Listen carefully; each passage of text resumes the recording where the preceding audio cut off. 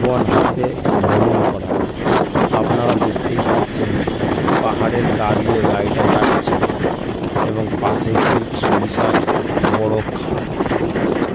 একটু 19-20 হলে যে কোনো সময় জীবন হাতছাড়া হয়ে যেতে পারে। তবে কি বন্ধুরা, পাহাড়ের এই অপূর্ব একবার দেখলে পাহাড়ের নিচ দিয়ে গঙ্গা বয়ে যাচ্ছে। পাহাড়ের নিচ তো না, পাহাড়ে এখন আমরা একদম পাহাড়ের চূড়ায় আছি এবং ঝর্ণার জলগুলি নদীর আকারে এই জলগুলি বয়ে যাচ্ছে এবং নিচে নেমে এই জলটা সুবিশাল আকার ধারণ করেছে। প্রকৃতির কত সুন্দর রূপ দেখলে মুগ্ধ হয়ে যায়। সেই কারণে তো বারবার পাহাড়ের দিকে মন চায়।